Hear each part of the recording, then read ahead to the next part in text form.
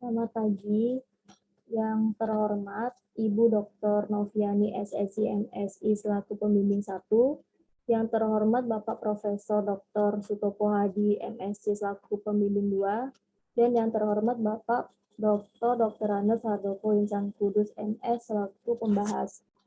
Di sini saya akan mempresentasikan hasil penelitian saya yang berjudul Isolasi dan Identifikasi Senyawa Metabolik Sekunder dari Ekstrak Nonpolar Daun Tumbuhan Sungkai, Peronema canescens, dan uji toksisitas menggunakan metode Brainstream Lethality Test.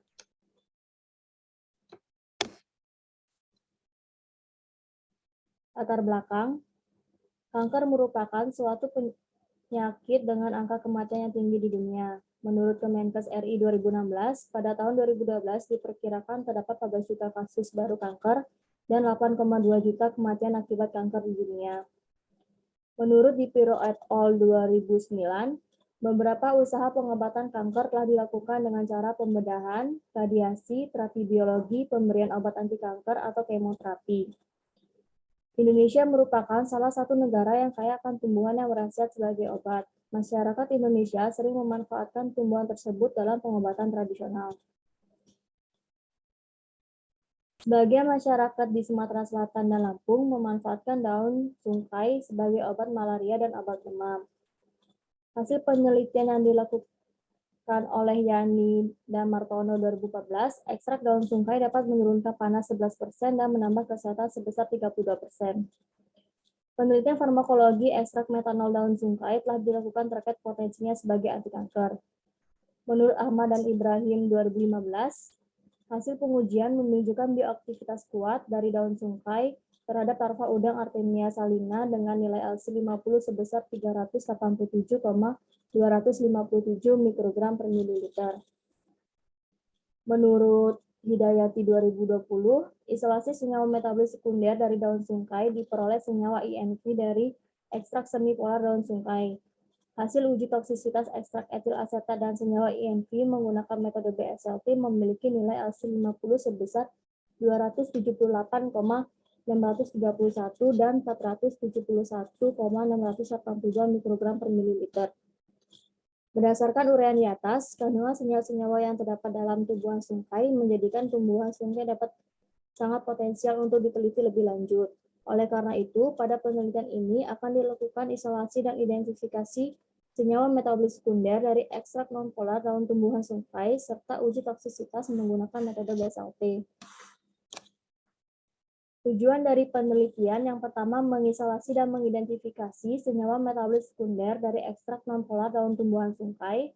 Yang kedua, melakukan uji toksisitas ekstrak nonpolar dan senyawa hasil isolasi dari daun tumbuhan sungkai menggunakan metode Brainstream Lethality Test. Adapun manfaat dari penelitian yang pertama memberikan informasi tentang kandungan senyawa metabolik sekunder dari ekstrak nonpolar daun tumbuhan sungkai. Yang kedua, memberikan informasi tentang tingkat toksisitas awal ekstrak, nonpolar, dan senyawa hasil isolasi daun tumbuhan sungkai. Metode penelitian ini dilakukan pada bulan Januari 2021 hingga September 2021 yang bertempat di Laboratorium Kimia Organik, jurusan Kimia, Fakultas Matematika dan Ilmu Pengetahuan Alam Universitas Lampung. Adapun determinasi tumbuhan dilakukan di Herbarium Bogoransia bidang Pusat Botani, Pusat Penelitian Biologi LIPI Cibinong, Jawa Barat yang bertujuan untuk menentukan jenis spesies tumbuhan. Analisis spektroskopi HNMR dilakukan di Lembaga Ilmu Pengetahuan Indonesia, LIPI Serpong. Adapun alat-alat dan bahan-bahan yang digunakan dalam penelitian ini dapat dilihat dalam slide. Sampel yang digunakan dalam penelitian ini adalah serbuk daun tumbuhan sungkai yang diperoleh di Kecamatan Sekiraman, Kabupaten Lampung Tengah. Prosedur kerja. Yang pertama, persiapan dan ekstraksi sampel. Daun sungkai dicuci bersih dengan air, kemudian dikeringkan di bawah sinar matahari secara tidak langsung selama seminggu. Kemudian digiling daun sungkai yang telah kering hingga menjadi serbuk halus. Lalu sebanyak 1000 mg serbuk halus daun sungkai dimacerasi menggunakan pelarut metanol selama 1 kali 24 jam dan dilakukan 3 kali pengulangan. Disaring hasil maserat, kemudian dipekatkan menggunakan rotary evaporator sehingga dihasilkan ekstrak kasa daun sungkai. Selanjutnya partisi sampel. Ekstrak kasar daun sungkai dipartisi menggunakan pelarut N-heksan dengan perbandingan 2:1. Disuspensi ekstrak kasar daun sungkai dengan air, lalu dipartisi dengan pelarut etil asetat dengan perbandingan ekstrak kasar banding air banding etil asetat 1:1:2. Kemudian dipisahkan masing-masing lapisan fraksi, lalu dipekatkan dengan rotary evaporator, sehingga didapatkan fraksi N-heksan, fraksi etil asetat, dan fraksi metanol air. Selanjutnya dilakukan screening fitokimia, dapat dilihat dalam slide.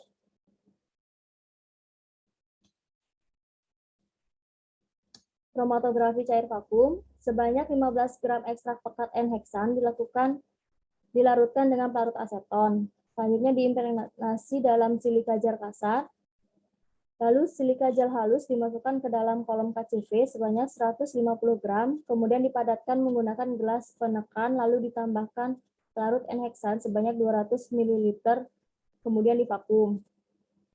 Selanjutnya, sampel yang telah diimpregnasi dimasukkan ke dalam kolom KCV yang telah dikemas, dan sampel dielusi menggunakan eluen N-heksan banding etil asetat 150:0 hingga eluen N-heksan banding etil asetat 0:150. Kemudian ditampung fraksi hasil KCV di dalam botol, sehingga didapatkan 28 fraksi hasil KCV. Selanjutnya, kromatografi kolom. Sebanyak 1000 mg sampel diimpregnasi dengan pelarut aseton. Kemudian silika gel halus dilarutkan dalam eluen dan dimasukkan ke dalam kolom dan dipadatkan. Kemudian dimasukkan sampel yang telah diimpregnasi ke dalam kolom, dijaga kolom agar tidak kering. Lalu sampel dielusi menggunakan eluen N-heksan banding aseton 95:5 dan ditampung eluat di dalam botol vial. Uji toksisitas menggunakan metode brainstream lethality test. Yang pertama, persiapan larva udang Artemia salina Leach. Air laut dimasukkan ke dalam wadah yang telah diberi sekat. Kemudian telur Artemia salina dimasukkan ke dalam wadah tertutup dan diberi penyinaran dan aerator pada wadah bagian terang. Selanjutnya ditunggu selama 48 jam sehingga dihasilkan larva berumur 48 jam. Yang kedua, persiapan konsentrasi sampel dan kontrol. Sebanyak 4 mg sampel daun sungkai dilarutkan dalam 20 mikroliter DMSO. Lalu dicukupkan volumenya dengan air laut hingga 2000 mikroliter. Larutan stok 2000 mikrogram per mililiter dibuat variasi konsentrasi 1000, 500, 100, dan 50 mikrogram per mililiter. Kemudian dibuat larutan kontrol 0 mikrogram per mililiter sehingga didapatkan konsentrasi sampel dan kontrol. Selanjutnya untuk pelaksanaan uji, sebanyak 10 ekor Artemia salina berusia 48 jam dimasukkan ke dalam well plate yang telah berisi 100 mikroliter air laut. Kemudian ditambahkan masing-masing variasi konsentrasi sampel uji sebanyak 100 mikroliter. Dilakukan 3 kali pengulangan pada masing-masing konsentrasi. Kemudian diletakkan well plate di bawah lampu penyinaran dan ditunggu selama 24 jam. Dihitung larva udang Artemia salina yang mati sehingga didapatkan nilai LC50. Hasil dan pembahasan. Yang pertama, persiapan sampel. Sampel daun sungkai yang telah dikumpulkan, kemudian dikeringkan dan digiling hingga menjadi serbuk halus. Didapatkan 1 kg serbuk halus daun sungkai. Selanjutnya, ekstraksi sampel. Sebanyak 1 kg serbuk halus daun sungkai dimaserasi menggunakan pelarut metanol selama 1 kali 24 jam dan dilakukan 3 kali pengulangan. Filtrat hasil maserasi disaring lalu dipekatkan menggunakan rotary evaporator, sehingga dihasilkan 385 gram ekstrak kasar daun sungkai. Yang kedua, partisi sampel. Partisi ekstrak kasar daun sungkai dengan pelarut N-heksan dengan perbandingan 2:1 terbentuk 2 fase larutan, yaitu fase atas berwarna hijau pekat yang merupakan fraksi N-heksan dan fase bawah berwarna hijau yang merupakan ekstrak kasar daun sungkai. Fraksi N-heksan dipisahkan dari ekstrak kasar daun sungkai lalu dipekatkan menggunakan rotary evaporator sehingga dihasilkan 22,30 gram fraksi N-heksan. Selanjutnya untuk partisi ekstrak kasar daun sungkai dengan pelarut etil asetat dan air dengan perbandingan 1:2:1, terbentuk dua fase larutan, yaitu fase berwarna coklat kehijauan yang merupakan fraksi etil asetat dan fase bawah berwarna coklat kemerahan yang merupakan fraksi metanol air. Fraksi etil asetat dipisahkan dari fraksi metanol air lalu dipekatkan menggunakan rotary evaporator sehingga dihasilkan 49 gram fraksi etil asetat. Selanjutnya hasil dari screening fitokimia pada ekstrak metanol daun sungkai memberikan hasil positif terhadap semua uji kecuali uji alkaloid dan terpenoid. Fraksi N-heksan memberikan hasil positif pada uji saponin dan steroid. Pada fraksi etil asetat memberikan hasil positif terhadap uji saponin, steroid, dan flavonoid. Sedangkan pada fraksi metanol air memberikan hasil positif ke semua uji kecuali terpenoid dan steroid. Gambar dari screening fitokimia dapat dilihat dalam slide.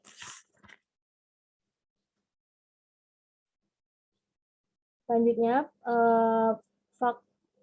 kromatografi cair vakum. Ekstrak kasar daun sungkai dilakukan vaksinasi menggunakan kromatografi cair vakum. Hasil dari KCV ini didapatkan 28 fraksi yang selanjutnya dimonitoring menggunakan KLT dengan LWN DCM banding N-heksan 8:2. Selanjutnya, noda dengan nilai RF dan pola pemisahannya sama digabungkan lalu dipekatkan menggunakan rotary evaporator. Hasil penggabungan fraksi KCV dapat dilihat pada tabel. Selanjutnya, dihasilkan 10 fraksi hasil penggabungan yang kemudian dimonitoring kembali menggunakan KLT. Hasil monitoring KLT terbentuk noda berwarna biru pada fraksi FH5 setelah disemprot dengan cerium sulfat.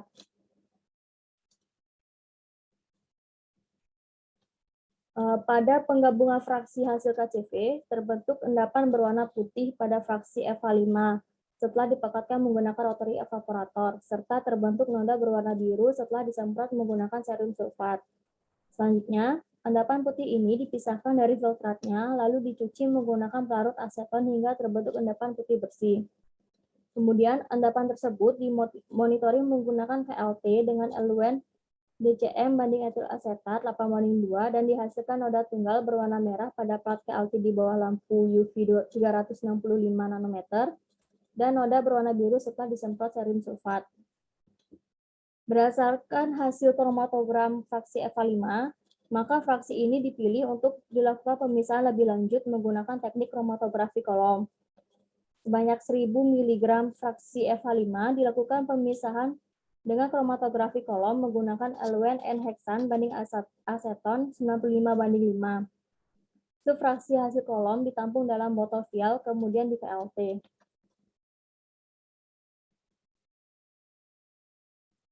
Selanjutnya dilakukan KLT pemisahan fraksi FH5 menggunakan teknik kromatografi kolom diperoleh sebanyak 10 subfraksi. Hasil subfraksi 4, 5, 6, 7, dan 8 terbentuk noda berwarna biru setelah disemprot dengan cerium sulfat serta memiliki RF yang sama. Selanjutnya, subfraksi 4, 5, 6, 7, dan 8 digabungkan dan dibiarkan hingga kering. Setelah kering, terbentuk kristal berwarna hijau muda, kemudian di kristal ini dicuci menggunakan pelarut aseton 100%. Pencucian ini dilakukan berulang kali hingga terbentuk kristal berwarna putih bersih. Dihasilkan kristal berwarna putih dengan massa 20 mg. Kemudian kristal ini disebut dengan NV23. Selanjutnya, pada fraksi FA3, terbentuk endapan pada dasar botol vial setelah didiamkan beberapa hari. Kemudian endapan ini dipisahkan dari filtratnya dengan cara dekantasi. Endapan pada fraksi FA3 dicuci menggunakan pelarut aseton 100% dan dekantasi menggunakan pipet tetes. Pencucian dilakukan berulang kali hingga terbentuk endapan putih bersih dengan filtrat tidak berwarna. Pencucian berulang ini dilakukan untuk menghilangkan pengotor dari endapan fraksi FA3. Setelah didapatkan endapan berwarna putih bersih, selanjutnya dilakukan monitoring menggunakan KLT untuk melihat senyawa pada endapan tersebut. Didapatkan kristal berwarna putih dengan massa 10 mg, kemudian disebut dengan NV22. Selanjutnya, dilakukan monitoring PLT pembanding pada kristal FA3 dan FA5 yang didapat dengan senyawa NV18 dan NV21 hasil isolasi dari ekstrak semipolar daun tungkai. Untuk melihat apakah senyawa yang didapat pada kristal FA3 dan FA5 sama dengan senyawa yang telah berhasil diisolasi pada ekstrak daun tungkai. Pada KLT fraksi FA3 dengan NV28 dan NV21, dihasilkan noda tunggal pada fraksi FA3 di bawah lampu UV 254 nanometer. Selanjutnya, pada plat KLT disemprot dengan cerium sulfat untuk menampakkan bercak noda dan dihasilkan noda berwarna putih setelah dipanaskan. KLT pembanding kristal FA3 dengan kristal NV18 dan kristal NV21 dihasilkan nilai RF masing-masing yaitu 0,78, 0,56, dan 0,51. Pada KLT pembanding fraksi FA5, NV18, dan NV21, dihasilkan noda tunggal pada fraksi FA5 di bawah lampu UV 254 nanometer. Dan setelah disemprot dengan serum sulfat, dihasilkan noda berwarna biru setelah dipanaskan. PLT pembanding kristal FA5 dengan kristal NV18 dan NV21 diperoleh nilai RF masing-masing yaitu 0,54, 0,62, dan 0,64. Selanjutnya analisis kemurnian. Pada kromatograf kristal FA3 dilakukan analisis kemurnian menggunakan 3 sistem eluen yang berbeda. Masing-masing eluen yang digunakan pada kristal FA3 yaitu yang pertama DCM banding N-heksan 9:1, yang kedua kloroform banding N-heksan 7:3, yang ketiga kloroform banding etilasetat 8:2. Nilai RF dari masing-masing eluen berturut-turut adalah 0,62, 0,54, dan 0,86. Selanjutnya dilakukan pengujian titik leleh pada kristal FA3 menggunakan melting point 400. Pengujian titik leleh ini dilakukan 3 kali pengulangan untuk memastikan bahwa titik leleh senyawa tidak mempunyai perbedaan yang signifikan. Hasil 3 kali pengujian pada kristal FA3 memberikan nilai titik leleh berturut-turut sebesar 247, sampai 249 derajat Celcius, 245 sampai 248 derajat Celcius, dan 246 sampai 248 derajat Celcius, di mana rata-rata dari pengukuran titik leleh pada kristal FA3 yaitu sebesar 246 sampai 248,33 derajat Celcius. Selanjutnya pada kristal FA5 juga dilakukan analisis kemurnian menggunakan 3 sistem eluen yang berbeda menggunakan eluen kloroform N-heksan banding 9:1, DCM N-heksan 7:3, dan kloroform etilasetat 6:4. Nilai RF dari masing-masing eluen berturut-turut adalah 0,29, 0,27, dan 0,59. Pada kristal FA5 juga dilakukan pengujian titik leleh, di mana hasil ketiga pengujian kristal FA5 memberikan titik leleh berturut-turut sebesar 156 sampai 158 derajat Celcius, 158 sampai 160 derajat Celcius, dan 155 sampai 158 derajat Celcius, di mana rata-rata dari pengukuran titik leleh pada kristal FA5 yaitu sebesar 156,33 sampai 158,66 derajat Celcius.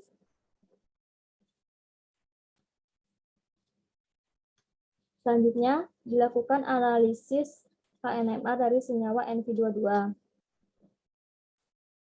Dari spektrum HNMR dari senyawa NV22 memberikan hasil sinyal terbanyak muncul pada daerah di bawah 2 ppm. Kemudian sinyal proton muncul kembali pada pergeseran kimia 9 ppm. Pada pergeseran 0,66 ppm sampai dengan 1,75 ppm menunjukkan adanya proton akil. Muncul satu sinyal proton sp3 pada 0,9 ppm yang mengindikasikan adanya gugus metil tersier. Pada 0,71 dan pergeseran 1,57 menunjukkan adanya gugus metil sekunder. Pada pergeseran kimia 1,67 ppm menunjukkan adanya proton alilik. Kemudian sinyal muncul pada pergeseran kimia 2,44 ppm yang menunjukkan adanya gugus metil keton dan aromatik metil. Selanjutnya sinyal muncul pada pergeseran kimia 9,47 ppm yang menunjukkan karakteristik dari gugus aldehid. Berdasarkan tabel senyawa NV22, belum dapat teridentifikasi karena spektrum hanya menunjukkan sinyal pergeseran kimia di bawah 2 ppm dan hanya mengidentifikasi satu gugus aldehid. Dari spektrum tidak menunjukkan adanya sinyal yang menunjukkan adanya gugus hidroksi atau aromatik sehingga senyawa NV22 belum dapat teridentifikasi dan perlu dilakukan analisis lebih lanjut menggunakan spektroskopi CNMR, UV-Vis, IR, dan massa. Selanjutnya, analisis HNMR senyawa NV23. Dari spektrum HNMR, senyawa NV23 didapatkan informasi mengenai adanya dua sinyal singlet yang merupakan sinyal untuk proton metil sp3 dengan intensitas yang tinggi pada pergeseran kimia 0,67 ppm dan 1,01 ppm yang berasal dari gugus metil tersier. Dua sinyal metil sekunder pada pergeseran 0,83 dan pergeseran 0,91 ppm serta satu sinyal primer pada 0,79 ppm.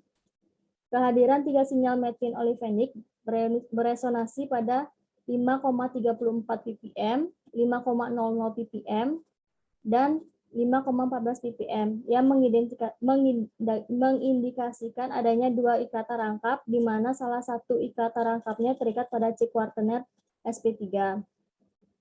Kemudian muncul satu sinyal proton teroksigenasi pada pergeseran kimia 3,52 ppm merupakan karakteristik senyawa stigmasterol.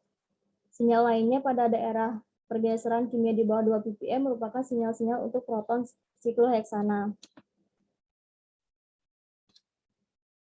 Tabel dari analisis HNMR senyawa stigmasterol dengan senyawa NV23 dapat dilihat dalam slide.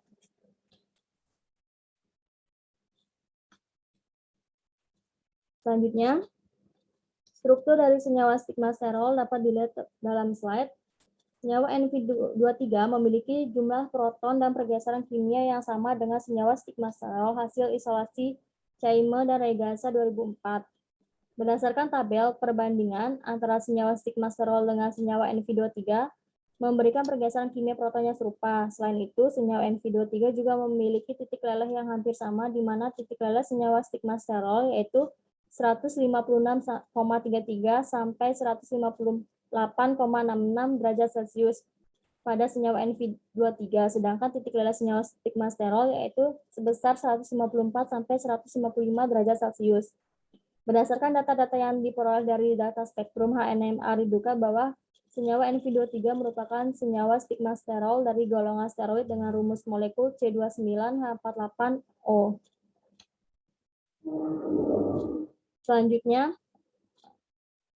uji BSLT. Semua ekstrak hasil vaksinasi dan senyawa murni dilakukan uji toksisitas menggunakan metode BSLT. Yang pertama, telur Artemia salina ditetaskan pada wadah berisi air laut dan telah diberi sekat.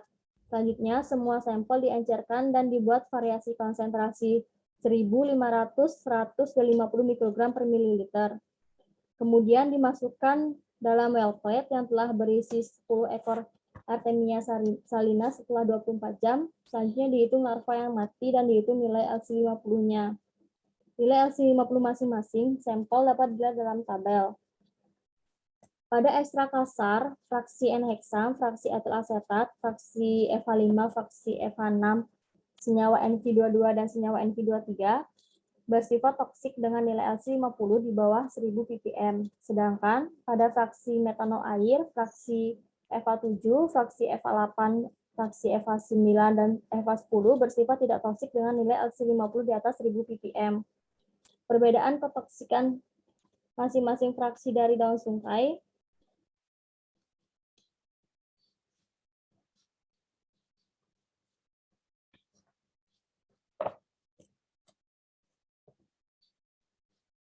didasarkan pada kandungan senyawa metabolit sekundernya.